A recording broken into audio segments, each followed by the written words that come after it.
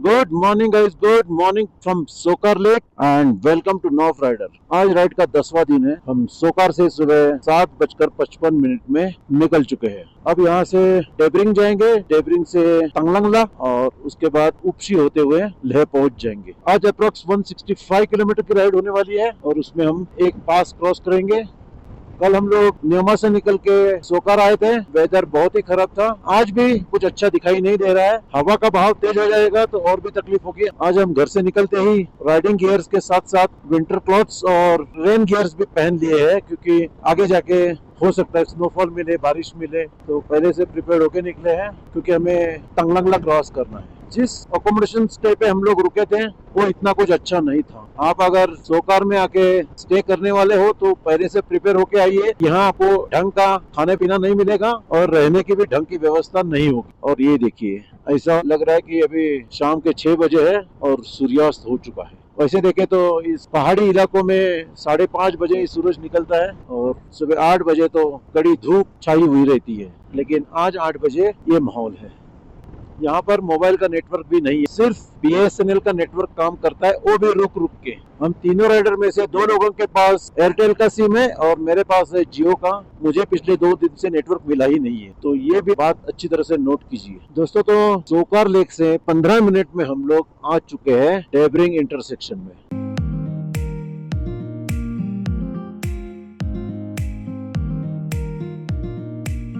यहाँ आने के बाद यहाँ से अगर हम लोग लेफ्ट टर्न ले लेते हैं तो सरचू आएगा 119 किलोमीटर पर और मनाली आएगा 295 किलोमीटर पर। मतलब ये मनाली से आने वाला हाईवे है और ये लेह जाता है। यहाँ से आगे तंगलंगला 23 किलोमीटर और उपसी है 84 किलोमीटर। आप अगर मनाली से आते हुए यहाँ पे राइट टर्न ले लेंगे तो आप पहुंच सकते हैं डायरेक्टली हनले, न्योमा, सोमोरी और पेंगोंग भी जा सकते हो लेह को बाईपास करके। यहाँ पे कुछ ही दूरी पर है मोरे प्लेन्स और आगे है तंगलंगला। यहाँ पर भी अकोमोडेशन की व्यवस्था अवेलेबल है, लेकिन वो वही जो सोकार का हाल है यहाँ का भी वही हाल है। बस आप गुजारा कर सकते हो, फैसिलिटी कोई मिलेगी नहीं।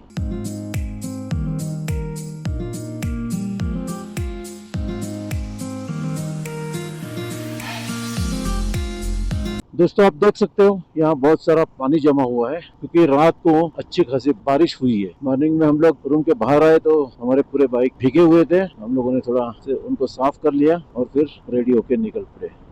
और देखिए वो वही कहीं है तंगलंगला। सुबह की इतनी ठंड में नोमैडिक लोग निकल पड़े हैं अपने भेड़ बकरियों को चराने के लिए। तो दोस्तों धूप तो निकल चुकी है, लेकिन फिर भी मौसम पूरी तरह से सही नहीं है। अभी तो जस्ट तंगलंगला की चढ़ाई शुरू हो गई है। यहाँ से लगभग 16-17 किलोमीटर पहुँचने के बाद पीक आएगा। उस तरफ भी बादल छाए हुए हैं या फिर हो सकता है स्नोफॉल भी होता हुआ होगा। दोस्तों तंगलंगला में कुछ जगह पर ऐसा रास्ता खराब हुआ है।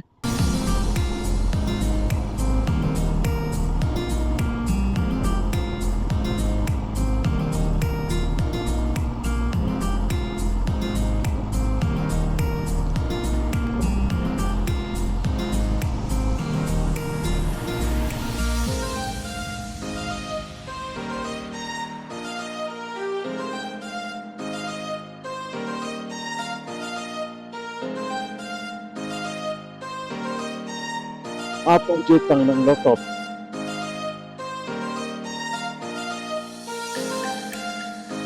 यहाँ का टेम्परेचर शायद 0 डिग्री है।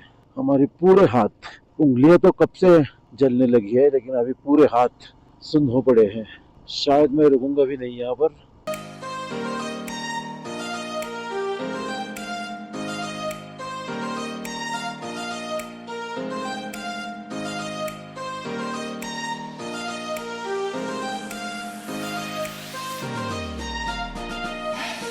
तो दोस्तों ये रहा तंगलंगला टॉप। इसका अल्टीट्यूड है 17,482 feet. You are passing through 12th highest pass of the world. यहाँ पर एक मंदिर है। दोस्तों जोश में होश नहीं खोना होता है। इतने अल्टीट्यूड पे हो सकता है मुझे ऑक्सीजन का दिक्कत आए। ऑलरेडी मेरे हाथ फ्रीज हो चुके हैं। मैं अगर नीचे उतरूंगा, ग्लोव्स निकालूंगा तो शायद मैं गाड़ी का, बाइक का स्टीयरिंग भी नहीं पकड़ पाऊंगा। और ये देखिए पूरा एडवेंचर।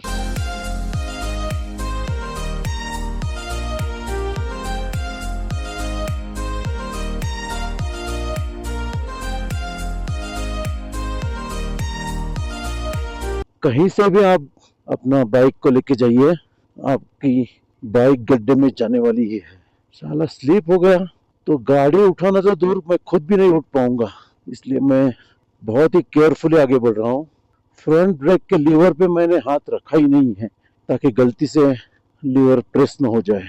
दोस्तों, मैं धीरे धीरे नीचे उतर रहा हूँ और अपने साथी राइडर्स के पहुंचने का इंतजार कर रहा हूँ। मैं मुड़ मुड़ के पीछे भी देखता हूँ, अभी तक वो मुझे कहीं भी दिखाई नहीं दिए। दोस्तों, बाइक पे फट जाती है और एक कपल देखिए बाइसिकल लेके ऊपर जा रहे हैं। इनकी हिम्मत की दाद देनी होगी।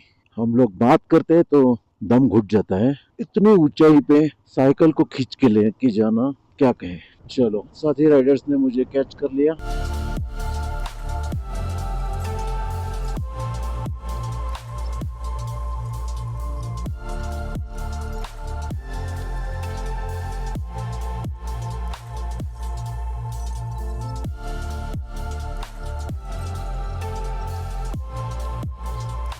सब पश्मीना कोट है, सबका कलर एक जैसा ही है। सींग देखिए इसके कितने लंबे लंबे और राउंड राउंड।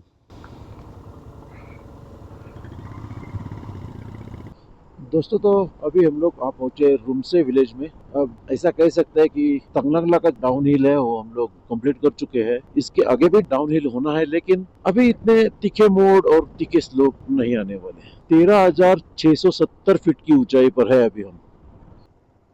दोस्तों, ये फूल देखिए, येलो येलो कलर के दिखाई दे रहे हैं। आई थिंक ये सरसों के फूल है, वो होता है ना राई, तड़का देने में यूज करते हैं, उसके मस्त दिखाई दे रहे हैं।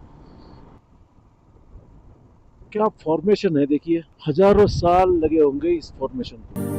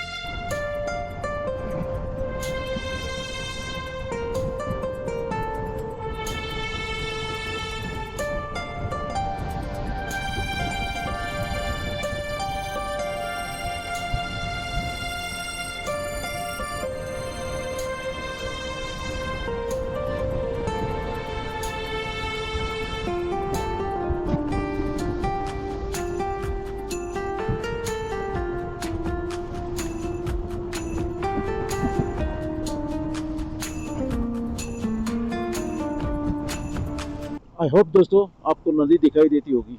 ये वही नदी है, सिंधु नदी, यानी कि इंडस रिवर। डेमचोक गए थे हम लोग 2 दिन पहले, वहाँ से जो नदी आ रही है वो यही नदी है। और अभी कल भी हम लोगों को इसी नदी के बगल बगल में आगे बढ़ना है टूवर्ड्स द्रास। और ये आ गया उपशी का चेक पोस्ट। हो गए, एंट्री हो गया है। मामा, क्या क्या डिटेल्स दे दिए यहाँ पर? गाड़ी का 1 नंबर, बस, परमिट नहीं ना? ओके। कुछ नहीं। और ये पैसा किस चीज का? तो एंट्री फी एंट्री फी लिया है ना पहले ही हम लोगों ने, है अपने पास। उधर से एंट्री किया तब आए, तब लेह में आए तब। चालेल का ते? हाँ, क्यों नहीं चलेगा।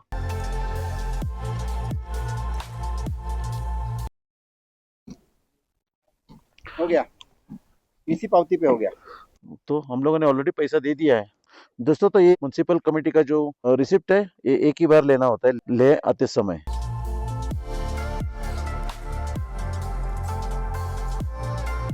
तो दोस्तों, अभी हम लोगों ने उपसी ब्रिज क्रॉस किया है और हम लोग आ पहुंचे उपसी। और वहां से अगर स्ट्रेट जाएंगे तो हम लोग जाएंगे न्योमा, मानले।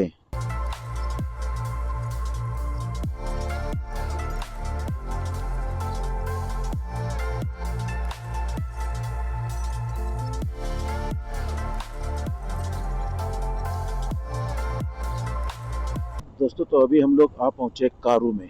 कारू पहुंचते पहुंचते 11:05 हो गए हैं। यही रास्ते से हम लोग आगे गए थे पेंगोंग, और पेंगोंग जाके ऐसा सर्किट करके वापस कारू में ही आ पहुंचे हैं, और ये रास्ता ले जाएगा हमें लेह सिटी। दोस्तों अभी हम लोग आ पहुंचे शे विलेज, और फर्स्ट टाइम मैंने ये नोटिस किया कि यहाँ पर बहुत सारे स्तूपास बनाए हुए हैं। इनफैक्ट ये जो प्रॉपर्टी है, ये प्रॉपर्टी, इसके पीछे भी ऐसे बहुत सारे हैं, और ये बहुत पुराने हैं। इनको देखने से ही पता चलता है कि ये बहुत पुराने हैं। इसके पीछे की कुछ जानकारी मैं जुटाने की कोशिश करूंगा।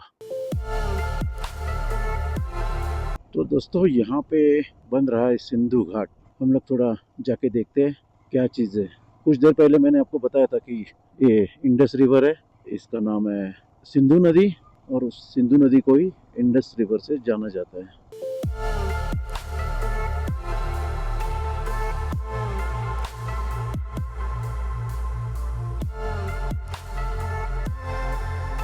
यहाँ अभी पूरी तरह से ओपन नहीं हुआ है, शायद इसका कंस्ट्रक्शन चल रहा है। यहाँ पर इसकी जानकारी भी है, हम लोग जानकारी देखते हैं।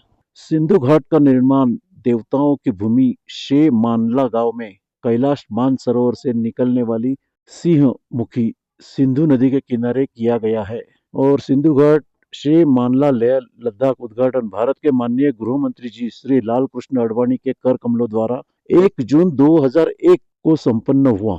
अभी 2001 को संपन्न हुआ, ठीक है, लेकिन अभी तक तो ये यहाँ पे कुछ ओपन हुआ नहीं है। Anyway, it's political issue. तो दोस्तों इसी के साथ इस ब्लॉग को यहीं पे एंड कर देते हैं, और आपसे रिक्वेस्ट करते हैं कि वीडियो को लाइक कीजिए, शेयर कीजिए, चैनल को सब्सक्राइब कीजिए। Thanks for watching. जल्दी मिलते हैं नेक्स्ट ब्लॉग में।